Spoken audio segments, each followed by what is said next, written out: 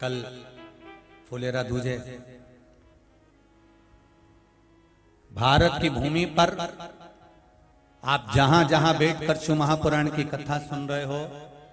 शिव मंदिर में एक धतूरा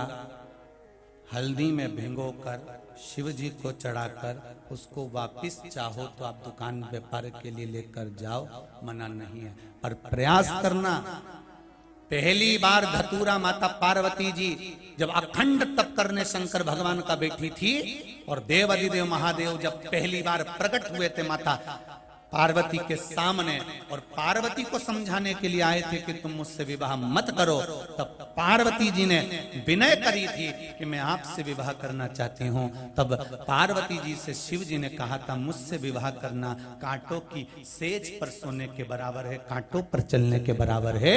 तब माता पार्वती जी ने फुलेरा दूज के दिन पहली बार धतूरा शंकर भगवान को चढ़ाया था कि ये मैं कांटों पर भी चलने को तैयार हूँ, अगर मेरा महादेव मेरे साथ है तो। तब शंकर भगवान ने वचन दिया था पार्वती, फुलेरा दूज के दिन जो शिव पर धतूरा समर्पित करता है, जिस कामना से चढ़ाता है, मैं उसकी कामना पूर्ण कर देता हूं। तेरा भी अखंड सौभाग्य होगा पार्वती। उसके बाद में सती जन्मी तो जन्म लेने के बाद सती माता को प्राण त्यागना पड़े, गौरा के रूप में जन्मी तो गौरा को प्राण त्यागना पड़े, उमा बनकर जन्मी तो उमा को प्राण त्यागना पड़े, कात्यायनी बनकर जन्मी तो कात्यायनी को प्राण त्यागना पड़े, कुष्मांडा बनकर जन्मी तो कुष्मांडा को प्राण त्यागना पड़े। 51 बार 50 बार माता पार्वती के अवतार हो चुके थे, शंकर जी के साथ 50 बार विवाह हो चुके थे, हर बार माता पार्वती प्राण त्यागती थी। पर 51वीं बार जब माता पार्वती ने फुलेरा दूज के दिन धतूरा चढ़ाया, फिर पार्वती बदली नहीं, पार्वती पार्वती ही रह गई, अखंड सौभाग्यवती है।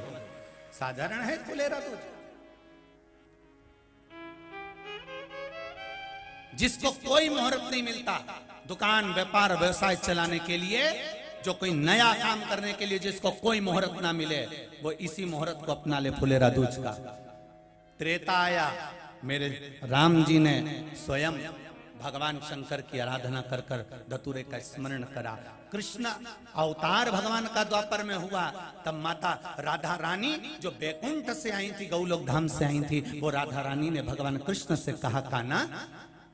कम से कम एक दिन तो ऐसा होना चाहिए जिस दिन राधा कृष्ण में समा जाए और कृष्ण राधा में समा जाए। तब भगवान कृष्ण ने कहा, राधा मुझे वो दिन याद है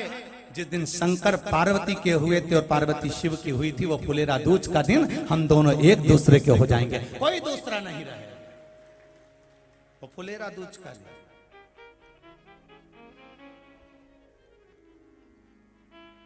सारे दिन तुमने जो दान करा, हर रोज तुमने दान करा, सारा पुण्य करा, वो छिन्न हो सकता है, पर फुलेरा दूज के दिन अगर हम कुछ दान करते हैं वो जिंदगी भर छिन्न नहीं होता, वो अटल अजर और अमर होता है। अंतिम समय तक प्राण त्यागने के बाद भी अगर कोई पिंड ना दे, तर्पण ना दे, तिलांजलि ना दे, फुलेरा दूज के दिन किया गया दान कभी छिन्न नहीं होता, कभी छिन्न नहीं होता।